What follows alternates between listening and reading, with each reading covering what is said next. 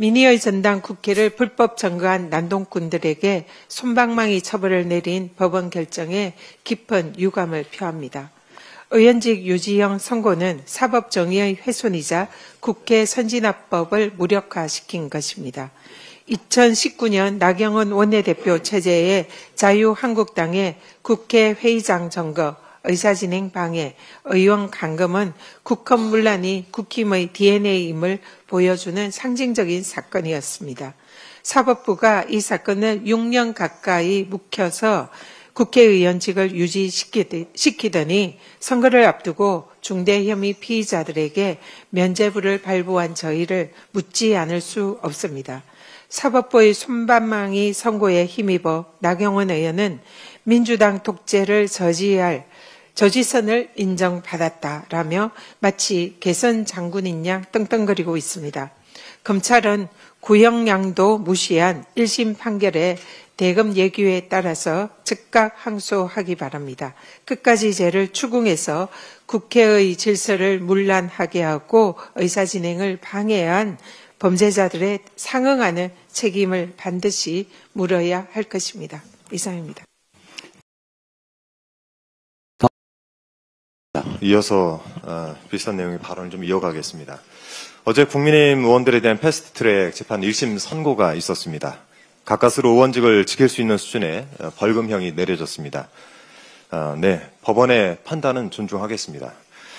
다만 도합 2,400만 원의 벌금형을 선고받은 나경원 의원의 말만큼은 도저히 존중을 할 수가 없습니다. 어제 나경원 의원은 자신의 의원직이 유지된 데 대해서 법원이 민주당 독재를 막을 최소한의 저지선을 인정했다라고 말했습니다. 나 의원의 이 말은 곧 이번 선고가 법원의 정치적 판결이었다라고 주장을 하는 것이나 다름이 없지 않겠습니까? 나 의원은 정적 사건을 6년 동안이나 사법재판으로 가져온 것이 유감이다라는 취지로 말하기도 했습니다.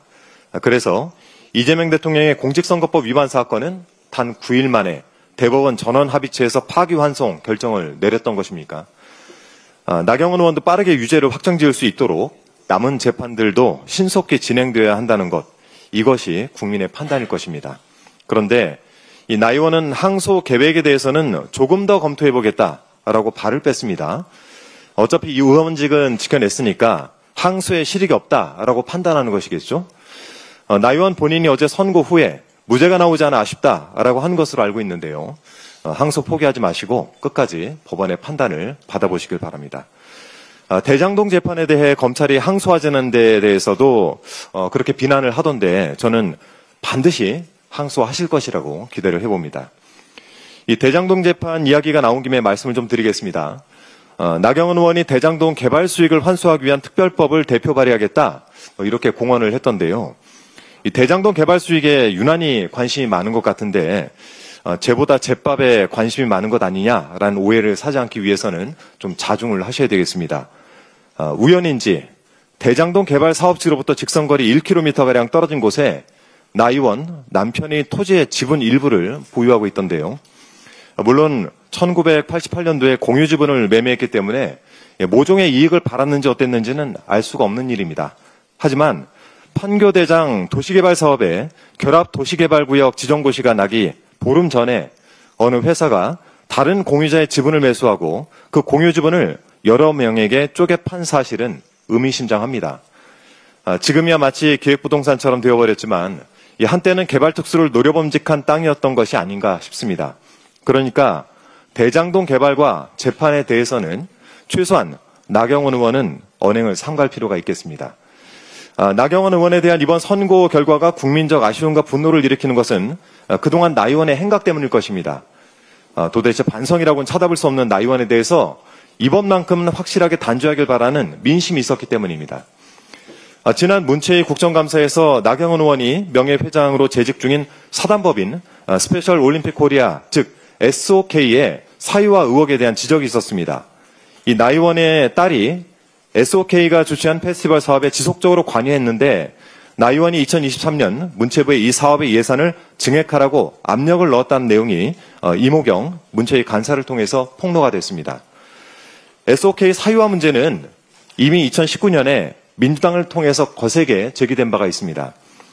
자격도 없는 나경원 의원의 딸이 수년간 SOK의 당연직 이사로 권한을 행사했고 내부 추천만으로 나의원에 따를 스페셜 올림픽 글로벌 메신저 후보로 선정해 추천하는 등 이 비상식적 운영 실태가 도마에 올랐었습니다.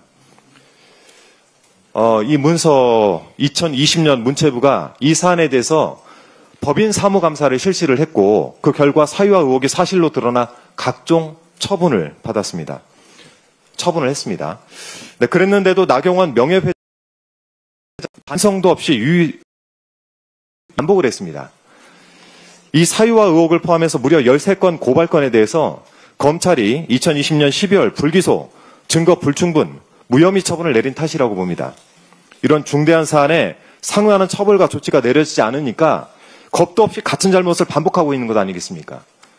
나경원 의원에게도 한 번쯤은 자신의 허물을 겸허하게 돌아보는 시간이 필요할 것 같습니다. 그래서 다시 한번 당부드립니다. 패스트트랙 재판 꼭 항소하셔서 이 땅의 정의가 살아있음을 꼭 증명해 보시길 바랍니다. 이상입니다. 박성재 법무부 장관, 박성재 등 영장이 연이어 기각되고 있고 또 다른 영장들도 기각되어서 당원들의 분노가 많이 있습니다. 그래서 내란 전담 재판부를 구성해야 되지 않느냐 하는 논의가 다시 또 수면 위로 올라오고 당원들의 요구가 많은 것도 잘 알고 있습니다. 근데 지금은 대통령께서 국익 추구를 위해서 해외 순방 중에 계십니다.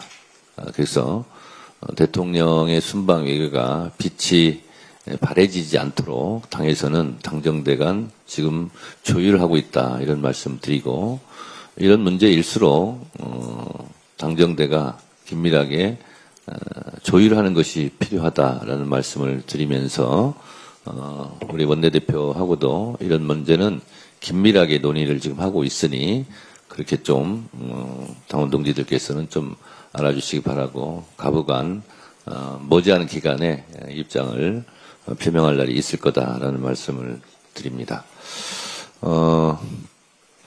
오늘 우리 김병주 최고께서 동료 최고위원이기도 한 우리 전현희 전 국민권익위원장의 그간의 고통을 좀 느낄 수 있게 하는 그런 최고위원의 발언이 있어서 모든 것을 떠나서 동지애적으로 저는 참 김병주 의원이 감사했고 또 옆에서 묵묵히 지켜보는 우리 전현희 최고위원이 그간 당했을 고통을 아마 본인이 다시 반추하게 되었을 텐데 윤석열 정부에서 일어났던 이런 폭압적인 탄압 이런 부분을 우리 이재명 정부와 민주당은 외면하지 않고 비단 전현희 전 권익위원장 문제뿐만 아니라 다른 부분까지 국민들께 속 시원하게 다 해결해 나가는 과정 모습을 보여드리겠다는 말씀을 드리고 늦었고 한참 지난 일이지만 우리 전현희 전 권익위원장께 위로의 말씀을 전하면서 최고위원회를 정의하겠습니다. 정의해야죠.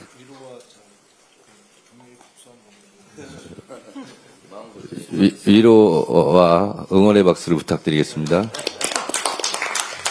최고위원회를 정의하겠습니다.